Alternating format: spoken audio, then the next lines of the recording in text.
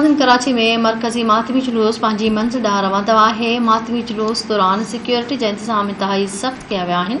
उन हवाले सां असां सां वीडियो लिंक ते मौजूदु आहे धरती टीवी जो रिपोर्टर इसहाक सरकी। जी इसहाक, इहो ॿुधाईंदा हलो त करबला जे शहीदनि खे भेटा पेश करण लाइ कराची में मातमी जुलूस बरामद थियो आहे। इन हवाले सां सिक्योरिटी जा कहिड़ा इंतज़ाम कया विया आहिनि ऐं पुलिस जे आला अफ़सरनि जो छा चवणु आहे, असांजे नाज़रीन खे आगाह कजो। जी बिल्कुल, इन टाइम असां मौजूद आहियूं निमाज़ चौरंगी वारे हंधि, जिते कुछ देर खां पोइ जेको मरकज़ी मातमी जलूस आहे उहो हितां मरामत थींदो, जेको शाम जो मगरिब जे टाइम जेको हुसैनिया ईरानिया ते नहर थींदो। हिन टाइम असां सां गॾु SSP कोरंगी इन्वेस्टिगेशन अब्रेज़ साहब मौजूद आहिनि। उन्हनि सां इन हवाले सां ॻाल्हि ॿोल कंदासीं त उहो सिक्योरिटी जे हवाले सां छा चवणु चाहिनि था। तक़रीबन कमोबेश पुराणनि सालनि जे हवाले सां जेतिरा उन वक़्तु असां लॻाया आहिनि, उन्हनि खां वधीक हिन दफ़े असां जेको आहे सो एहलकार ऐं जेको lady searchers, bomb disposal squad, K9 unit, SSU ऐं तमामु जवान जेके आहिनि पंहिंजी जेको आहे सो फ़राइज़ अंजाम ॾियनि था।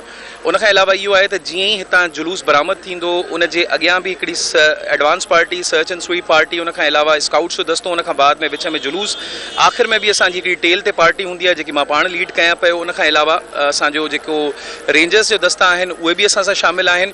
उनखां अलावा असां तमामु जो तमामु जेको जुलूस जो रस्तो आहे उनखे असां जेके अचण वारा रस्ता आहिनि उन्हनि खे प्लग कयो आहे। उन्हनि जे मथां असांजी नफ़री आहे। इनखां अलावा छतियुनि ते असांजा स्नाइपर्स वेठा आहिनि। सो अल्हम्दुलिल्लाह इत्मिनान बख़्श जेके इंतज़ामात आहिनि उहे कया विया आहिनि एडिशनल IG साहब जी निगरानी में। उन हवाले सां इहो आहे त जेके लेडी असांजो सर्चर्स आहिनि उन्हनि जो पूरो यूनिट हिते अवेलेबल आहे, जेको मजलिस खां वठी करे थ्रू आउट जुलूस में असां सां गॾु हूंदो। उन्हनि जी सर्च एंड स्वीप थिए पई। नंढनि ॿारनि जे सामान जे हवाले सां जेको आहे उन्हनि जो जेके पर्सिस वग़ैरह आहे, जेको सामान खणी अचनि था, उन्हनि खे बि फिज़िकली सर्च करण खां बाद में जुलूस में शामिल थियण जी इजाज़त ॾिनी वेंदी। जी बिल्कुलु, असां मौजूदु हुआसीं SSP इन्वेस्टिगेशन कोरंगी सां, जिन्हनि सां असां अॼु जे जलूस जे हवाले सां ॻाल्हि ॿोल कईसीं। उन्हनि जो इहो ई चवणु आहे त लेडीज़ जी चेकिंग जे लाइ बि जेके लेडीज़ पुलिस एहलकार आहिनि उहे मुक़ररु कयूं वयूं आहिनि ऐं जेके पुलिस जा दस्ता आहिनि उहे अॻियां ऐं पोयां जलूस जे हिफ़ाज़त जे लाइ मौजूदु हूंदा आहिनि। उन सां गॾोगॾु सिंध रेंजर्स जा जेके जवान आहिनि उहे बि मौजूदु हूंदा आहिनि। उन सां गॾोगॾु फ़िज़ाई निगरानी जी ॻाल्हि कजे त उन्हनि इहो ई चयो त जेके यूनिट्स आहिनि उहे ठाहिया वेंदा आहिनि। उन यूनिट्स जे मुताबिक़ हिन मरकज़ी मातम जलूस जी जेकी फ़िज़ाई निगरानी आहे उहा बि कई वेंदी।